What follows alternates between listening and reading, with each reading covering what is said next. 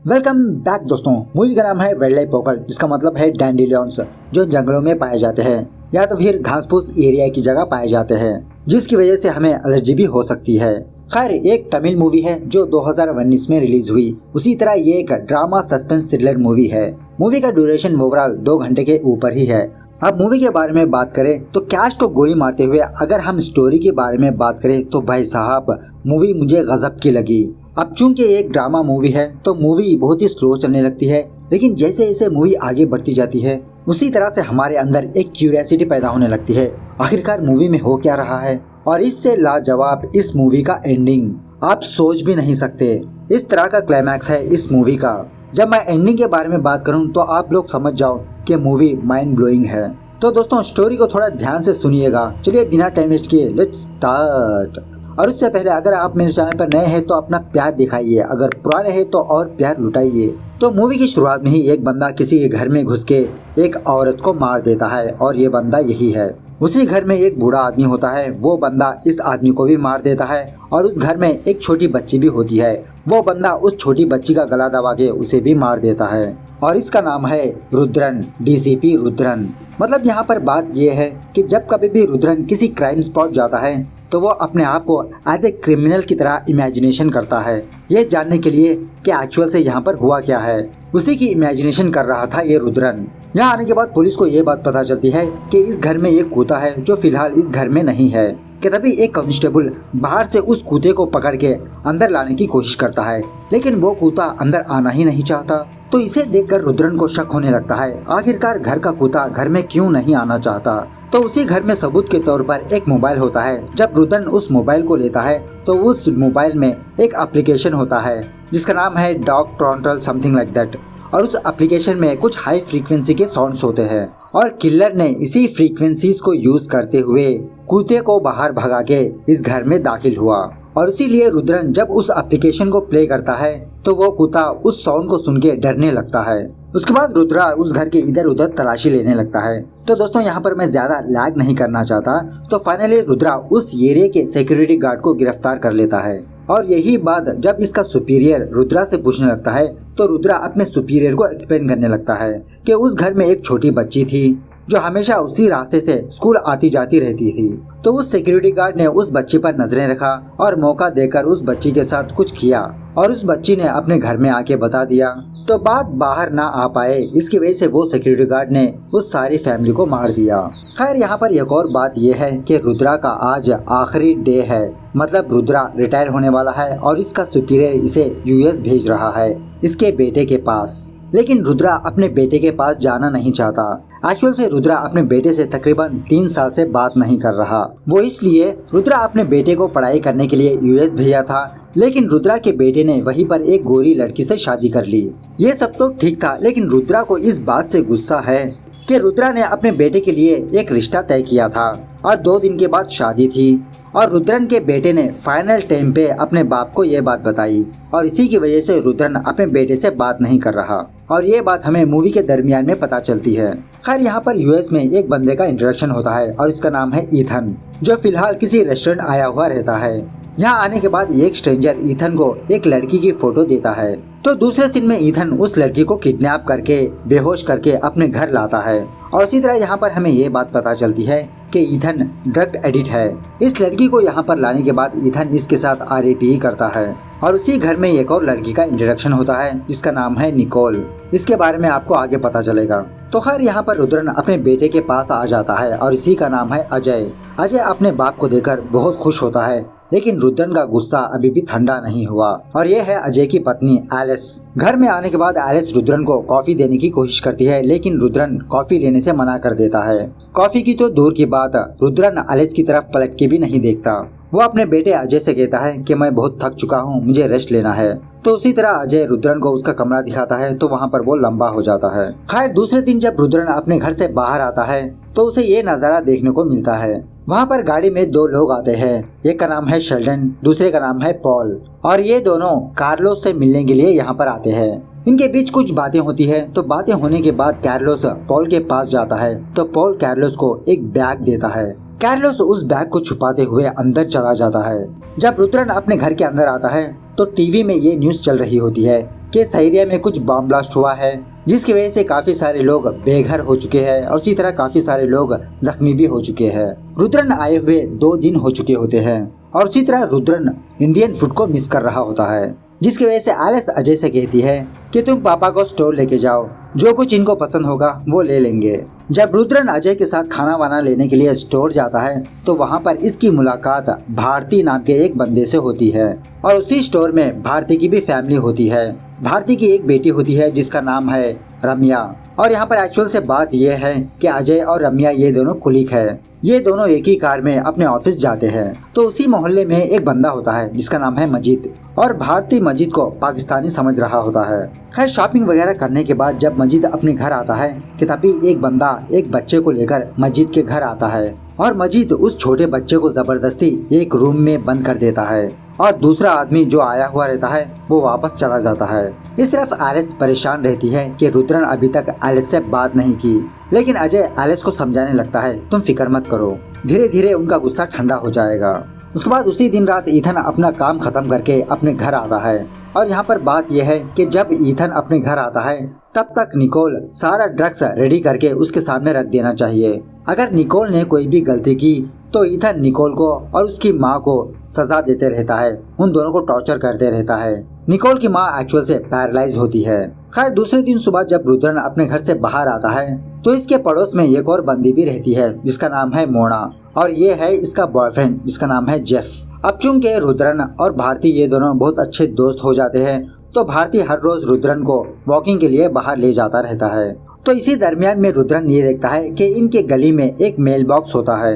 तो उस mail box में कोई शख्स एक बैग रख देता है और कोई और बंदा उस बैग को ले जाता है। इस तरह से ये सिलसिला चलता रहता है। रुद्रन को तो कुछ समझ में नहीं आता। हर जब एक दिन रुद्रन और भारती ये दोनों वॉकिंग पे जा रहे होते हैं तो किसी जगह पर कार्लोस और शेल्डन ये दोनों लड़ाई झगड़ा कर रहे होते हैं। मतलब शेल्डन कार्लोस को डरा रहा होता है। ये देखकर रुद्रन का अंदर का पुलिस जाग जाता है और वो शेल्डन को मारने पीटने लगता है, लेकिन तभी वहाँ पर पुलिस आ जाती है। लेकिन अजय किसी भी तरह करके रुद्रन को बचा लेता है और रुद्रन को डांटने लगता है, क्या आप पागल हो चुके हो पापा, क्यों दूसरों की झंझट में पड़ना चाहते हो। खैर जब ये तीनों लोग अपने घर आ जाते हैं तो वहाँ पर पॉल आता है रुद्रन को मारने के लिए, क्योंकि रुद्रन ने शेल्डन को मारा पीटा। लेकिन तभी वहाँ पर मोना आती है और पॉल को डरा धमकाकर वहाँ से भेज देती है। ये सारा सब कुछ देखकर बेचारा रुद्रन अपसेट हो जाता है। ये देखकर एलिस अजय से कहती है क्यों ना कल हम आउटिंग पे चले, इससे पापा का माइंड भी फ्रेश हो जाएगा।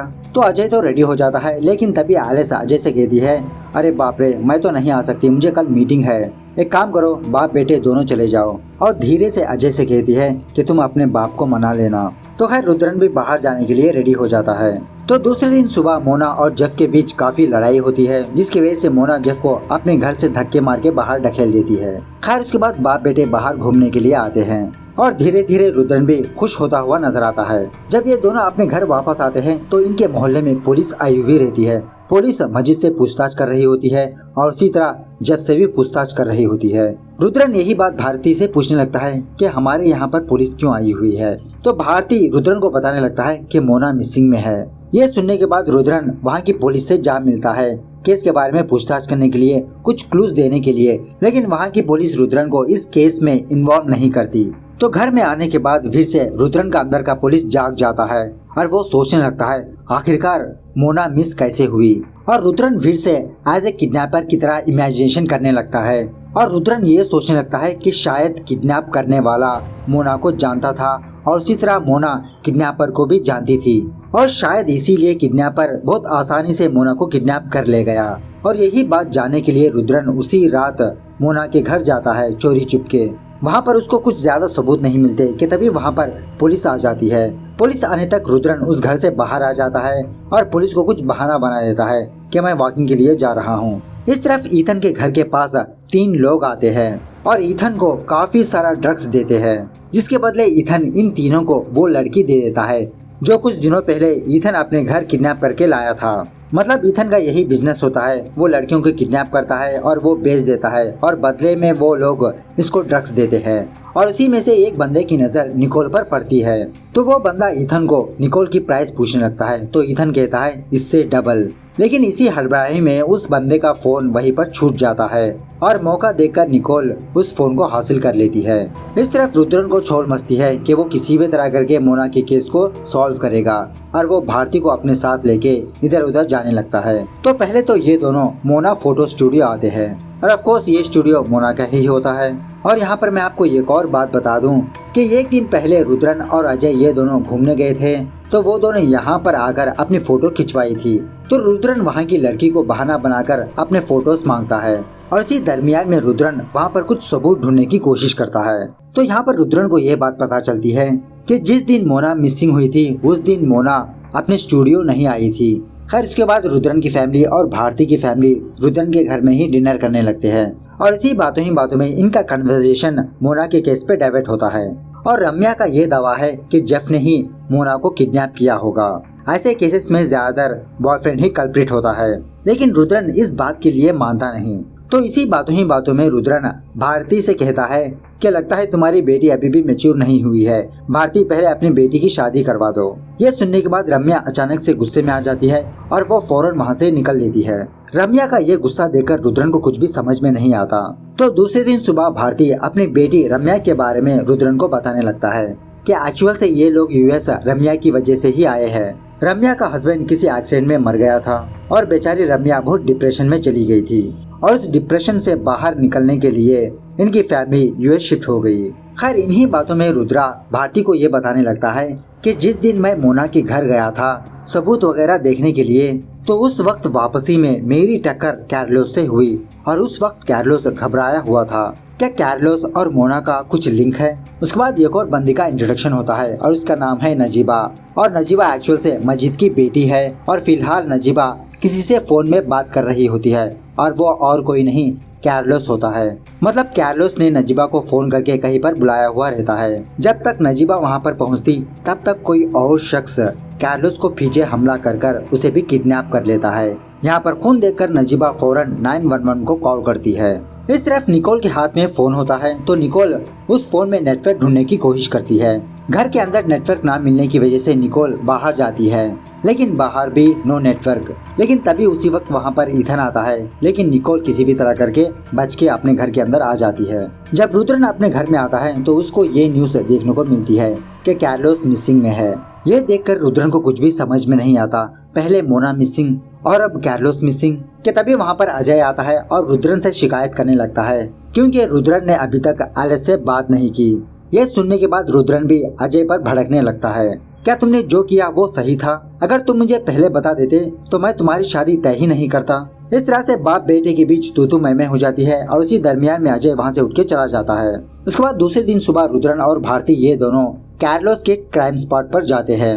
जब रुद्रन अपने आप को इमेजिनेशन करने ही वाला होता है कि तभी वहाँ पर पुलिस आ जाती है, जिसकी वजह से बिना वहाँ पर कुछ सर्च किए रुद्रन वहाँ से चला आता है। और जब रुद्रन और भारती ये दोनों अपने घर वापस आ रहे होते हैं तो भारती भी रुद्रन को समझाने लगता है कि एलिस बहुत अच्छी लड़की है, मैं काफी दिनों से एलिस को जानता हूँ, अब जो कुछ हो चुका वो हो चुका, अब अपना गुस्सा थूक दो। खैर जब अजय अपने ऑफिस से घर आता है तो रुद्रन अजय से बात करने की कोशिश करता है, लेकिन अजय रुद्रन से बिना बात किए अपने कमरे में चला जाता है। इस तरफ ईथन के घर के पास एक लेडी पुलिस आती है। इस पुलिस वाली को देखकर निकोल उसे इशारा देने लगती है कि इस तरफ दरवाजा है, प्लीज मुझे बचाओ।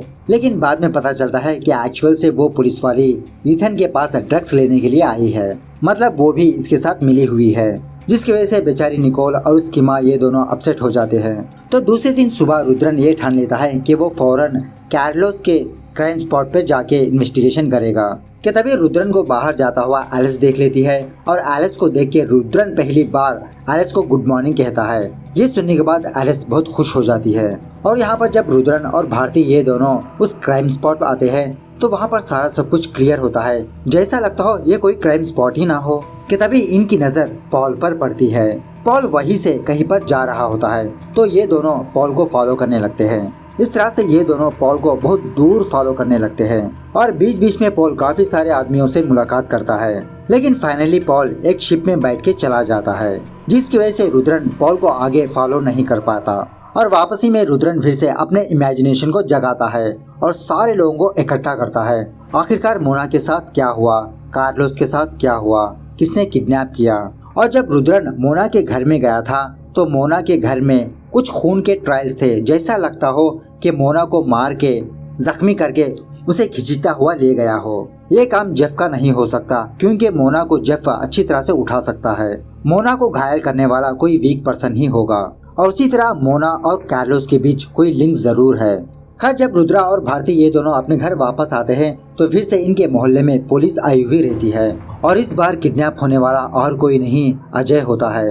ये देखकर बेचारा रुद्रन टूट के बिखर जाता है। दूसरे दिन सुबह पुलिस रुद्रन के पास आती है इनसे पूछताछ करने के लिए और इसी पूछताछ के बीच रम्या पुलिस को ये बताने लगती है कि कल सुबह अजय मेरे साथ ऑफिस नहीं आया और इसी तरह जब मैंने अजय को फोन किया तो उसने अपना फोन भी लिफ्ट नहीं किया। मैंने सोचा वो अकेला ऑफिस चला गया होगा। और इसी पूछताछ के दौरान पुलिस इनसे ये सवाल करती है, क्या तुम लोगों को किसी पर शक है? तो एलिस और रम्या कहती है, हाँ मुझे पॉल पर शक है क्योंकि एक दिन पॉल रुद्रन को मारने के लिए हमारे घर आया था। और यही बात जानने के लिए उसी दिन रात पुलिस पॉल के पास जाती है, उसे पूछताछ कर रही होती है कि तभी वहाँ पर एक बंदा वीडियो शूट करते हुए आ जाता है और सोशल मीडिया में ये खबर फैल जाती है कि पुलिस बेवजह अफ्रीकन को तंग कर रही है और इसी तरह ये बात न्यूज में भी आ जाती है जिसकी वजह से पॉल पुलिस से बच जाता है। लेकिन दूसरे दिन रुद्रन और भारती ये दोनों पॉल को फॉलो करने लगते हैं। उसी तरह ये दोनों कहीं सुनसान जगह पर आ जाते हैं और इसी जगह पर पॉल की गैंग होती है। लेकिन पॉल की गैंग रुद्रन को पकड़ लेती है, उसे मार के बेहोश कर देती है। जब पॉल की गैंग रुद्रन को मारने ही वाली होती है कि तभी वहाँ पर पुलिस आ जाती है क्योंकि यहाँ आने के बाद रुद्रन पॉल को किसी कमरे में जाता हुआ देखा। रुद्रन सोचा कि शायद अजय इसी कमरे में होगा तो पहले रुद्रन जाता है और पकड़ा जाता है और इसी दरमियान में भारती 911 को कॉल करता है। खैर, जब रुद्रन उस कमरे में जाता है तो एक्चुअल से वहाँ पर कुछ ड्रग्स का काम चल रहा होता है। पॉल और उसकी गैंग भी यही धंधा करती है। जब रुद्रन बाहर आता है तो उसी पावर प्लांट के बाहर रुद्रन को मोना की लाश दिखती है। रुद्रन के लिए ये बहुत बड़ा झटका होता है। इस तरफ निकोल किसी भी तरह करके ईथन के गाड़ी में बैठ के बाहर आ जाती है और वहीं पर उसको वो बंदे दिखते हैं जो कुछ दिनों पहले इसके घर आए थे। तो उनसे बचने के लिए निकोल उस रेस्टोरेंट में घुस के किसी फैमिली के दरमियान में बैठ जाती है। वो लोग निकोल से पूछने लगते हैं, कौन हो बेटा तुम? तुम्हारे पापा कहाँ पर है? क्या तुम मिस हो चुकी हो? लेकिन तभी ईथन की नजर निकोल पर पड़ जाती है और ईथन फिर से निकोल को अपने घर लाता है और माँ बेटी को बहुत बुरी तरह से मारने पीटने लगता है। और इसी मारपीट के बीच निकोल की माँ मर जाती है और ये बात निकोल को बाद में पता चलती है। इस तरफ वो पुलिस वाली रुद्रन को ये बताने लगती है कि मोना की बॉडी पर कुछ इन्फेक्शंस पाए गए हैं और ये इन्फेक्शन डैंडिलियंस की वजह से आते हैं और फिलहाल हमारे एरिया में डैंडिलियंस ओडिशा, वेनेची, स्पोकेना में है, जिसका मतलब ये है कि मारने वाले ने मोना को कहीं और मारा और मोना की लाश को पॉल के एरिया में लाके फेंक दिया। तो इससे और जानने के लिए रुद्रन और भारती ये दोनों मस्जिद के घर जाते हैं। तो मस्जिद इन दोनों को अपने अंदर आने के लिए कहता है। कुछ ज्यादा देर हो जाती है तो मस्जिद इन दोनों को बाहर जाने के लिए कहता है। तो इसी बातों ही बातों में रुद्रन किसी कमरे में किसी की आहट देखता है। तो यही बात जानने के लिए रुद्रन फौरन उस कमरे को ओपन करता है और यहाँ पर ये सीन कट होता है। तो दूसरे सीन में रुद्रन गुस्से से बाहर आता है। भारती रुद्रन से पूछने लगता है, सर आपने उस कमरे में क्या देखा? क्या था उस कमरे में? तो बाद में हमें ये बात पता चलती है कि एक्चुअली मस्जिद सीरिया के रिफ्यूजीज को शेल्टर दे रहा था ताकि अमेरिकन को पता ना चले। इसलिए एक बंदा बिछड़े हुए बच्चों को मस्जिद के पास लाके छोड़ता था। और यहाँ पर एक और बात यह है कि कार्लोस और नजीबा ये दोनों एक दूसरे से प्यार करते थे और उस दिन रात एक्चुअल से कार्लोस नजीबा से मिलने के लिए वहाँ पर आया था और घबराते हुए वहाँ से चला गया। ये सारा सब कुछ तो ठीक है, लेकिन अजय का क्या? अजय के बारे में रुद्रन को कुछ भी समझ में नहीं आता और इसी गुस्से की हालत में रुद्रन एक डस्टबिन को लात मारता है। वो डस्टबिन खाली होने की वजह से नीचे गिर जाती है। लेकिन तभी उसको याद आने लगता है कि जब रुद्रन और भारती ये दोनों मस्जिद के घर जा रहे थे तब तो ये डस्टबिन फुल था, अब अभी ये कैसे खाली हो गया? तो ये सोचने के बाद रुद्रन फौरन एलिस और रम्या के पास जाता है और इन लोगों से कहने लगता है कि जिस दिन अजय मिसिंग हुआ था उस दिन हमारे गली में कचरे की गाड़ी आई थी, शायद उसने कुछ देखा होगा। उसके बाद हमें ये बात पता चलती है कि एक्चुअल से ईथन भी यही काम करता है, मतलब कचरा उठाने का काम। उसके बाद ये चारों लोग रुद्रन, भारती, रम्या, एलिस म्युनिसिपैलिटी के ऑफिस जाते हैं ये जानने के लिए कि जिस दिन अजय मिसिंग हुआ था उस दिन कचरा उठाने के लिए कौन आया था। तो यहाँ पर इनको एक नाम सामने आता है और इसका नाम है हंट और इसी बंदे का नाम है हंट। तो रुद्रन बहुत ही रिक्वेस्ट के साथ हंट से रिक्वेस्ट करने लगता है प्लीज मेरा बेटा मिसिंग हो चुका है, अगर तुम मेरे बेटे के बारे में कुछ जानते हो तो प्लीज मुझे बताओ। तो हंट उन लोगों से कहने लगता है कि मुझे जो कुछ भी पता था वो मैंने पुलिस को बता दिया। तो रुद्रन फिर से यही सवाल हंट से करने लगता है कि उस दिन तुमने क्या देखा। तो हंट कहने लगता है कि उस दिन मैंने एक काली ट्रक को देखा था। खैर उसके बाद रुद्रन अपना फोन नंबर हंट को देके जाता है, अगर तुम्हें और कुछ पता चले तो प्लीज मुझे फोन करके बता देना। उसके बाद रम्या एलिस को उसके स्कूल ले जाती है उसकी कार पिकअप करने के लिए। रुद्रन और भारती जब ये दोनों अपने घर वापस आ रहे होते हैं तो रास्ते में रुद्रन अपने इमेजिनेशन को जगाने लगता है। और इस तरफ रम्या का ये बयान था कि अजय ने 2 दिन रम्या के साथ ऑफिस नहीं गया था। जिस दिन अजय मिसिंग हुआ था उस दिन और उसके पहले दिन भी अजय रम्या के साथ नहीं गया था। और इसी तरह जिस दिन रात अजय अपने घर वापस आया था तो रुद्रन ने अजय के फेस पर कुछ स्क्रैचेस देखे थे, कुछ एलर्जी देखी थी। और ऑफ कोर्स ये स्क्रैचेस मोना की बॉडी पर भी थी। मतलब अजय ने अपने ऑफिस ना जाते हुए किसी डैंडिलियन की जगह गया था। और फिलहाल इस एरिया में 3 ऐसी जगह है जो डैंडिलियंस पाए जाते हैं। तो ऐसा सोचने के बाद रुद्रन फौरन भारती के घर जाता है तो वहाँ पर एक ट्रक होती है और भारती से कहने लगता है, भारती हमें फौरन उड़ीसा जाना होगा और तुम फौरन एलिस और रम्या को फोन करो। जब भारती उन दोनों को फोन करता है तो उनका फोन नॉट रीचेबल रहता है। खैर उसके बाद ये दोनों उड़ीसा जाने लगते हैं। यहाँ पर फाइनली निकोल को ये बात पता चलती है कि इसकी माँ मर चुकी है और वो ठान लेती है कि वो ईथन को मार देगी। और उसी वक्त ईथन वहाँ पर आता है अपनी गाड़ी लेके और उसी ब्लैक ट्रक को फॉलो करते हुए रुद्रन और भारती वहाँ पर आते हैं। उसके बाद ईथन को दिखाया जाता है जो अपने घर में जा रहा होता है। उसके बाद निकोल को दिखाया जाता है जो अपने हाथ में गन लेके खड़ी होती है। उसके बाद रुद्रन को दिखाया जाता है जो उस दरवाजे को ओपन करने ही वाला होता है। एक्चुअल से यहाँ पर बात यह है कि ये सारे के सारे सीन्स साइमल्टेनियसली प्ले होते रहते हैं। जब रुद्रन उस दरवाजे को ओपन करता है तो वहाँ पर एक गन साउंड आती है और दूसरे सीन में हमें ये बात पता चलती है कि ईथन मर चुका है और ईथन को मारने वाली निकोल होती है। और इसी तरह यहाँ पर हमें ये बात भी पता चलती है कि निकोल और कोई नहीं एलिस है, बड़ी एलिस। उसके बाद सीन फिर से 12 साल पहले शिफ्ट होता है जहाँ पर निकोल ने ईथन को मार दिया था। एक्चुअल से ईथन इसका फादर होता है जो हमेशा माँ बेटी को टॉर्चर करते रहता था। तो वहीं पर एक कुत्ता भी होता है। निकोल ईथन को मारने के बाद उसके टुकड़े टुकड़े करके अपने कुत्ते को खिला देती है। उसी तरह एक दिन निकोल के घर 3 लोग आए थे तो निकोल किसी भी तरह करके उन लोगों को भी मार के टुकड़े टुकड़े करके अपने कुत्ते को खिला देती है और उस एरिया से बाहर चली जाती है। और एक पुलिस वाला निकोल को देख के उसे एक ऑर्फनेज में एडमिशन करवा देता है। ऑर्फनेज में आने के बाद भी निकोल हमेशा अकेली रहती थी, वो किसी से फ्रेंडशिप भी नहीं किया करती थी क्योंकि ये किसी पर भरोसा ही नहीं करती थी। इस तरह से धीरे धीरे निकोल अपना नाम चेंज करके एलिस बदल दिया और जब कभी भी इसके सामने जुल्म होता देखती एलिस उन लोगों को मार देती थी। तो इसी दरमियान में एलिस की मुलाकात अजय से हुई, इन दोनों में प्यार हुआ, लेकिन इसके बावजूद भी एलिस अपने काम को नहीं छोड़ा। उसके बाद हमें ये दिखाया जाता है कि एलिस ने मोना को क्यों मारा। एक दिन एलिस की स्टूडेंट फोटो खिंचवाने के लिए मोना के फोटो स्टूडियो गई थी और मोना ने उस बच्ची के साथ कुछ कांड किया जिसकी वजह से उस बच्ची ने एलिस से आके ये बात शेयर की। और उस दिन एलिस जबरदस्ती अजय और रुद्रन को बाहर आउटिंग के लिए भेजा था, यह बहाना बनाकर कि कल मैं फ्री नहीं हूँ, मुझे बहुत सारा काम है। मौका देखकर एलिस मोना के घर आई थी, उसे मार पीट के बेहोश करके अपने फार्म हाउस ले गई। उसी तरह एलिस ने कार्लोस को भी मारा, वो इसलिए मारा कि जैसा मैंने पहले कहा था कि कार्लोस और नजीबा इन दोनों का रिलेशनशिप है। लेकिन एक दिन कार्लोस नजीबा के ड्रिंक में कुछ मिला दिया और जब नजीबा बेहोश हो गई थी उसकी गंदी गंदी तस्वीरें और वीडियोस बनाई और उसे ब्लैकमेल करता रहा और नजीबा यही बात वो एलिस से आके बताई थी। और ऑफ कोर्स मौके का फायदा उठाकर एलिस कार्लोस को भी मार दिया।